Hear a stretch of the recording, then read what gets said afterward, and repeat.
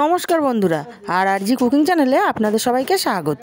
আজ নিয়ে হাজির হলাম শঙ্কর মাছ আলু দিয়ে দারুণ একটা রেসিপি, শঙ্কর মাছের রসা। তো চলুন শুরু করা যাক।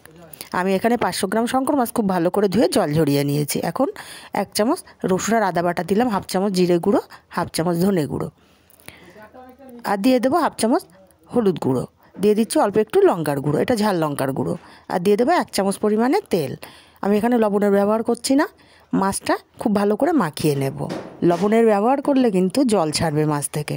খুব ভালো করে মাখিয়ে 20 মিনিট রেখে দেব। উনুনে কড়াই বসিয়ে গরম করে তেল দিয়ে দিচ্ছি। তেলটা গরম করে আমি আগে থেকে 2টো আলু কেটে ধুয়ে রেখেছিলাম, আর দিয়ে দেবো কয়েকটা চৈর ডাঁটা। এটা অপশনাল, আমি প্রত্যেকটা তরকারিতে দিই, খেতে বেশ ভালোই লাগে আর ঠান্ডার জন্যে খুবই উপকার। আলুটা মিনিট 2 ভেজে নিয়েছি, আলুটা আমি নামিয়ে নেব।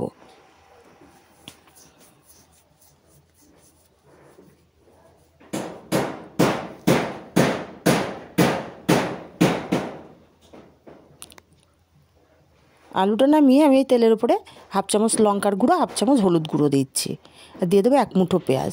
তেলের ওপরে লঙ্কা গুঁড়ো হলুদ গুঁড়ো দিলে কিন্তু তরকারি কালার খুব সুন্দর আসে, আর এটা ঝাল লঙ্কারই গুঁড়ো, আমি কোনো কাশ্মীরি লঙ্কার গুঁড়ো ব্যবহার করিনি। মিনিট 2 পেঁয়াজটা ভেজে নিয়ে রসুন আর আদা বাটা দিয়ে দিলাম। ভালো করে কষিয়ে নেব কাঁচা গন্ধ চলে যাওয়া পর্যন্ত আদা রসুনের।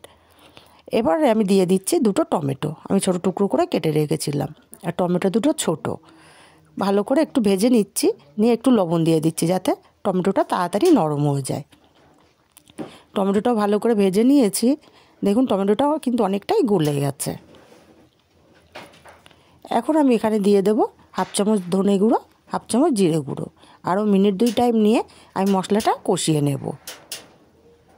মশলাটা বেশ ভালো করে কষিয়ে নিয়ে এখানে মশলা মাখানো মাছগুলো দিয়ে দিলাম। আমি মাছগুলো ভাজছি না, এইভাবে একদিন রান্না করে দেখবেন। মাছগুলো মশলার সাথে মিনিট 5 খুব ভালো করে কষিয়ে নেব। মিনিট 5 মাছগুলো খুব ভালো করে কষিয়ে নিয়ে এখানে ভেজে রাখা আলু আর চৈর ডাঁটাটা দিয়ে দিচ্ছি, আর দিয়ে দেবো স্বাদ মতো লবণ। ভালো করে কষিয়ে নেব মাছের সঙ্গে আরও মিনিট 5 ধরে।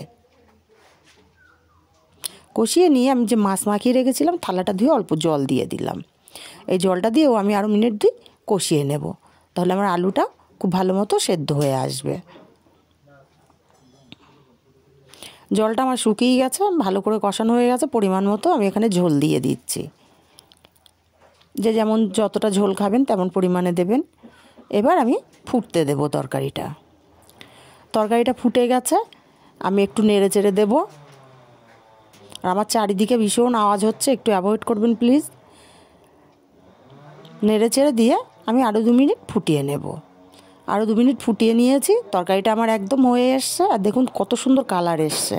ওপর থেকে আমি একটু ধনেপাতা ছড়িয়ে দিচ্ছি, আর দিয়ে দেবো একটু গরম মশলার গুঁড়ো।